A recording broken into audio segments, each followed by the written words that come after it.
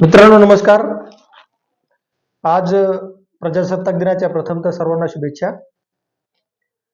आज सकाळपासून एक वाद सुरू आहे.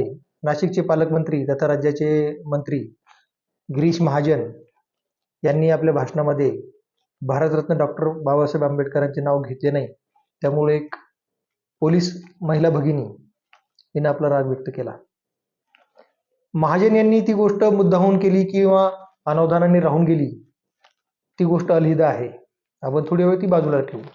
परंतु आज 26 जानेवारी अर्थात प्रजासत्ताक दिनानिमित्त डॉक्टर बाबासाहेब आंबेडकर आणि प्रजासत्ताक दिन या गोष्टीचं जे नातं जे आहे तर ते थोड्या शब्दात आपण समजून घेऊ की जेव्हा भारताला स्वातंत्र्य मिळालं तर साधारणतः 550 छोटी छोटी संस्थानं, म्हणजे हैदराबाद संस्थान असेल, कोल्हापूर संस्थान असेल, अशी वेगवेगळी संस्थानं भारतामध्ये होती. आणि त्या संस्थानांचे वेगवेगळे राजे होते, त्यांचे वेगळे कायदे होते, त्यांची नाणी वेगळी होती, राजधान्या वेगळ्या होत्या, सगळं वेगळं होतं, कायदे वेगळे होते. आणि अशा परिस्थितीमध्ये असा 500-550 संस्थानांचा विखुरलेला भारत तो एकत्र करायचा आणि त्या एवढ्या अखंड भारताचं कन्याकुमारी पासून तर जम्मू काश्मीर पर्यंत त्याला एका कायद्यामध्ये बसवायचं, एका रूलमध्ये त्याला आणायचं. तर यासाठी एखादं मार्गदर्शक घटना, ज्याला राज्यघटना म्हणतो आपण, तर ती बनणे गरजेची होती. तर आता एक धर्म असेल, एक वेशभूषा असेल, भौगोलिक एकता असेल, तर एखादा कायदा, एखादा रूल लागू होऊ शकतो. परंतु भारतामध्ये कन्याकुमारी पासून ते काश्मीरपर्यंत, काश्मीर सोडा, आपल्या महाराष्ट्राचं जर उदाहरण घेतलं तर मराठवाड्यामध्येच तुम्ही धाराशिवकडे गेला वेगळी बोलीभाषा, लातूरला वेगळी बोलीभाषा, इकडं संभाजीनगरला वेगळी बोलीभाषा, खानदेश, विदर्भ, त्यामध्ये वऱ्हाड, इकडं पश्चिम महाराष्ट्र, पुणे, वेगवेगळे सगळीकडे विविधता तुम्हाला, म्हणजे काही 50-100 किलोमीटरला गेलं की भौगोलिक विविधता आहे, भाषेची विविधता आहे, धर्माची आहे, चालीरीती आहे, सर्व आहे. आणि अशी विविधता असलेल्या या एका महाकाय देशाची राज्यघटना तयार करण्याचं खूप मोठं चॅलेंज भारताच्या लोकशाहीसमोर होतं.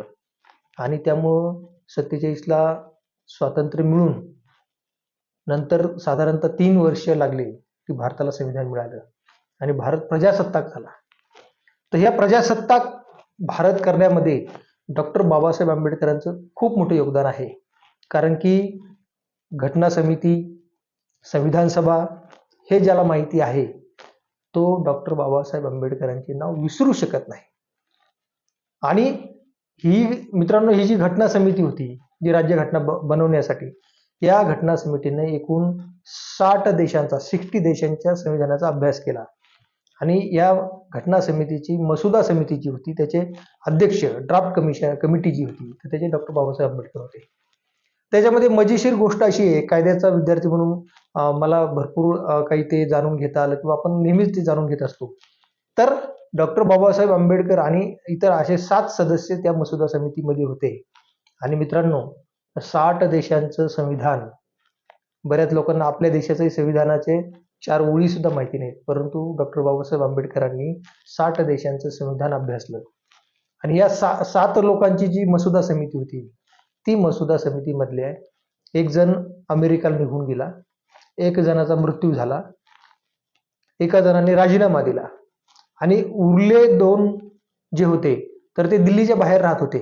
तर त्यांना त्यावेळेस ट्रॅव्हल्सची वगैरे साधनं, प्रवासाची साधनं सोपी नव्हती, तर त्यांना दिल्लीला येणं जाणं शक्य नव्हतं. तर ही सगळी जबाबदारी एकट्या डॉक्टर बाबासाहेब आंबेडकरांनी सांभाळली. आणि डॉक्टर बाबासाहेब आंबेडकरांनी या भारतामध्ये श्रीनगर पासून कन्याकुमारीपर्यंत, इकडं तुमच्या गुजरात पासून आसामपर्यंत, ईशान्येपर्यंत सगळ्या भारतीय नागरिकांचा, जातीचा, धर्माचा, पंथाचा, वेशभूषा, भाषा, महिला, अबाल, वृद्ध, कामगार संघटना, राजकारण, सगळ्यांचा विचार करून ही राज्यघटना बनवली. आणि म्हणून जेव्हाही संविधान दिन असेल किंवा प्रजासत्ताक दिन असेल, की ज्या दिवशी प्रजेचं राज्य आलं, रिपब्लिक भारत जेव्हा झाला, केव्हा झाला, तो 26 जानेवारी 1950ला. आणि हा रिपब्लिक भारत, संविधान स्वीकारलेला प्रजासत्ताक, प्रजेची सत्ता आलेला भारत जो आहे तर तो डॉक्टर बाबासाहेब आंबेडकरांची देण आहे. आज एवढंच. धन्यवाद.